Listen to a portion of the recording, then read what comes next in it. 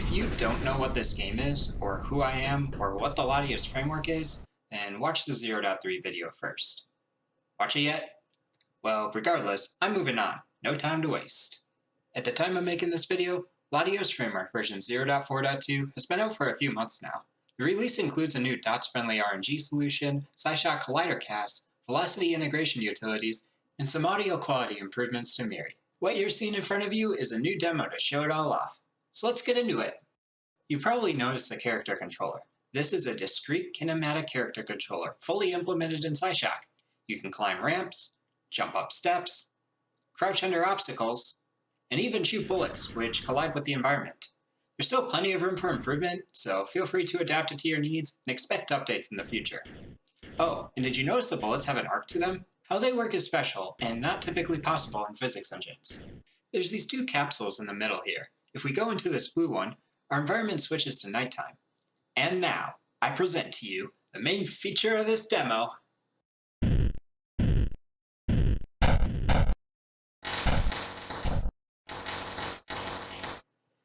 Now before you cast your judgments, let me tell you three things. First, the character controller, the bullets, and the fireworks are all affected by Earth-scale gravity. If you're confused, don't worry. I'll explain how that's possible later. Second, every sparkle in the fireworks is an audio source.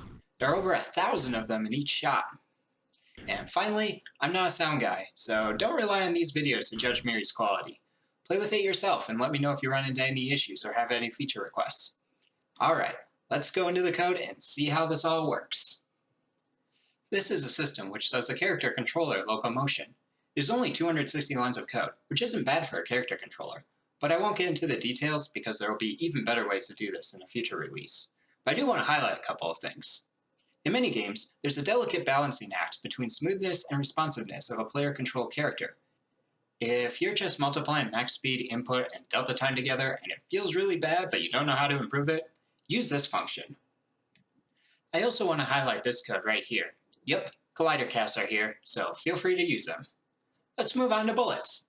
In many FPS titles, it is common for bullets to move slower than in real life so that players have time to react to them. However, in order to compensate for the loss of kinetic energy and range, some games increase the mass and decrease the gravity.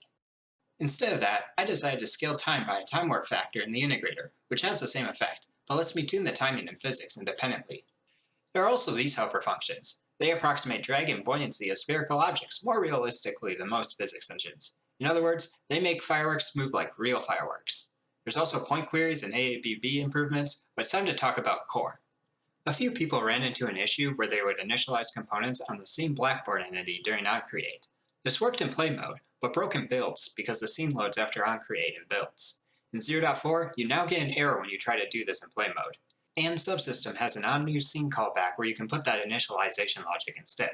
Supersystem has it too.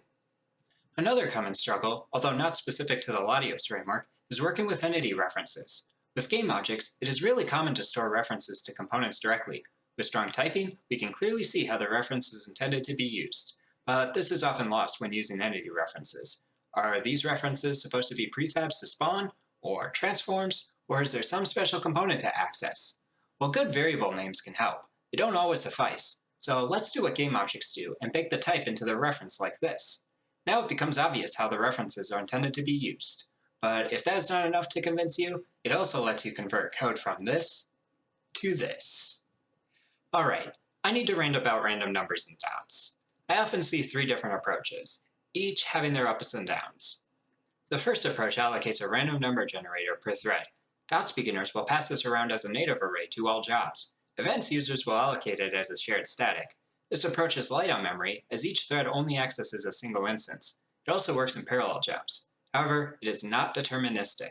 The result of the random numbers depends on which thread a batch gets run on, which can be problematic for network games or when trying to reproduce a bug. The second approach achieves determinism by sacrificing multithreading. It uses a single random number generator across the entire application. This is the approach I used to use, because my RNG was light, but the lack of multithreading can be a real scalability issue, especially with complex procedural generation algorithms. The third approach uses a random number generator per entity. This is both deterministic and works in parallel jobs.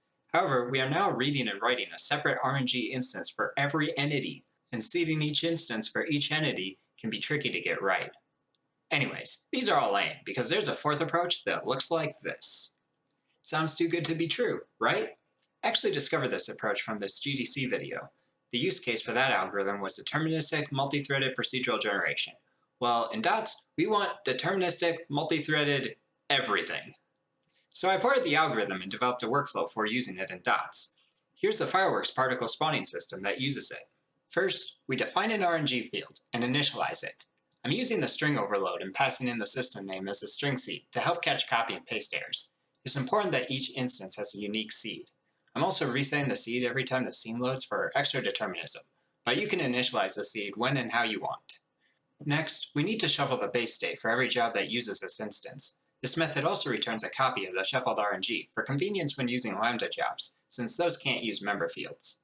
Then in our jobs, we use a deterministic value to fetch a sequence generator from the RNG. This can be the entity query index, chunk index, or any other deterministic value. Lastly, we make several random calls to the sequence generator. We can make as many calls as we like, and it has a nearly identical API to Unity's random type.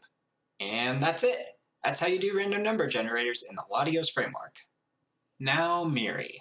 Since last video, a lot of people reached out to me regarding Myri's quality issues. The looping distortion bug was fixed in 0.3.3, but there's also been 2 additional improvements in 0.4. First, the clock synchronization protocol was completely rewritten. There's now an option for sampling audio a frame in advance, which avoids dropping the first samples of a new audio source under a heavy audio load. Second, Myri now automatically adjusts volume to avoid distortion issues. This is a fairly heavy algorithm, so you'll see a bit more DSP usage on the mixing thread, but it also means less adjusting of individual audio source volumes. Here's what LSSS sounded like before this feature.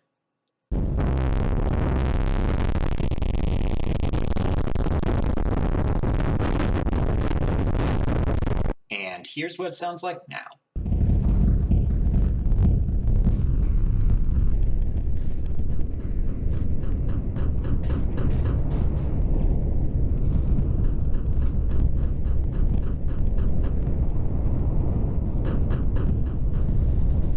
Here's what the physics demo from last video sounded like.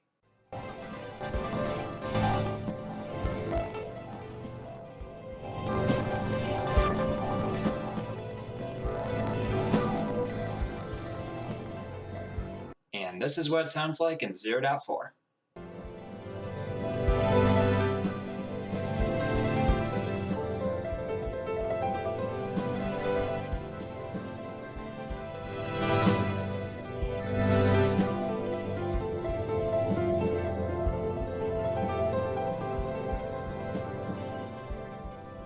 So yeah, that's Latios Framework 0.4. If you are getting caught up, you can skip ahead to the next video. But if there is no next video, stay with me, because I have some important things to discuss about the future of the Latios Framework. Alright, you still here? Because I got good news and bad news. The good news is that the next feature release of the Latios Framework, version 0.5, it's a big one. Core has gained some advanced user features.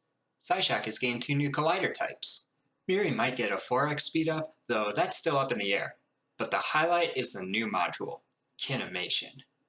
Kinemation is all about skin meshes, and not just normal skin meshes, I'm talking multi-meshes, aka character customizations, and a lot of them. It uses custom jobs and custom compute shaders for better culling, better caching, better parallelism, and better latency, all while fully supporting dots shaders. Binding a mesh is as simple as assigning a single entity reference to a single component. The rest is fully automatic. On the animation side, the animation clips and bone transforms are fully exposed. Kinemation gives you complete control over the characters, so you don't have to poke at some abstract graph. Don't get the wrong idea, there won't be any fancy visual editor or anything like that. Animation will be low level, but that low level API will be simple and intuitive. Oh, I've got 2 surprise features too. These features are common in 3D animation tools like Blender and Maya, but aren't present in any major game engine that I'm aware of. The lack of these features has led to countless broken animations and frustrated animators, so I'm really excited to have a real solution. Leave your guesses as to what these features are in the comments. And now for the bad news. 0.5 is, well, going to be a while. About a year ago, the Latios framework was just a few features in core, and Psyshock spheres, capsules, and find pairs algorithm. Those days are gone. Now I find myself working on thread-safe serializable resource tracking, Minkowski portal refinement, sliding window envelopes, mesh skeleton bindings, compute shaders, and burst-compatible native compression plugins. It's a lot. All these things can help a lot of people, but making them actually work for everyone and making it easy to learn is something I can't do alone. Right now, the Latios Framework is a hobby project, fully developed by me. But if we want this framework to fill Unity's gaps and fix their oversights, this has to change. I can't change that. Only you can. All I can do is suggest some actions. So I'm going to do that now. First, there's the survey. I know the link is a bunch of scary letters and numbers, but don't worry, it's just a Google form. It looks like this. And your answers get dumped into a spreadsheet and make pretty graphs for me to look at. Jokes aside, this survey helps me identify what people desire and what areas I can focus on so that updates are more impactful for more people. Second, bug reports. Between 0.3.3 and 0.4.2, 6 different bugs and issues reported via forums and private messages got fixed. That's really awesome. Keep it up. Third, social media. I'm quite reserved when it comes to social media platforms I use for reasons I won't get into in this video. But if you do something cool with the framework, or just think something I made is cool, feel free to share it, wherever. That helps build potential momentum in the framework and community. Plus, I love discovering this stuff. Also, I'm not great at this, but if there's enough interest, I can try and set up a Discord server. Let me know in the comments if you'd like to see this. Fourth, platform and pipeline testing. This one especially applies now during 0.5 development. Kinemation uses compute shaders and native plugins, both of which are platform dependent. If you want Kinemation to work on your target platforms with your 3D models, then I need your help testing. I already have a test project you can run, and I'll have more in the coming weeks. Fifth, demos. Creating demos takes me a while, and that eats into my development time for new awesome features. Kinemation is going to have lots of cool features to show off, such as clip playback, blending, ragdolls, and character customization. If you're an artist or designer, I could especially use your help. 6. Contributions. No, I don't want your money. To be honest, I wouldn't even know what to do with it. I'm talking about code contributions. Things like better authoring tools, physics algorithms, audio filters, inverse kinematics, or even an alternate skinning method. These are all things I won't get to, but could be in 0.5 with your help. And finally, communication. If you have ideas for how I can improve and better grow this framework and this community, please let me know. And if you're a part of a community of people interested in dots, feel free to send me an invite. The better I understand other people's challenges and solutions, the more effective I can make the Latios framework. So to recap, survey, bug reports, social media, platform and pipeline testing, demos, code contributions, and small talk. If you do any of that, awesome. If not, I guess Unity won't be the only one you'll have to wait for. But that's all I got for this video. Links are in the description, hit the magic buttons, and I will see you again in 0.5. Eventually.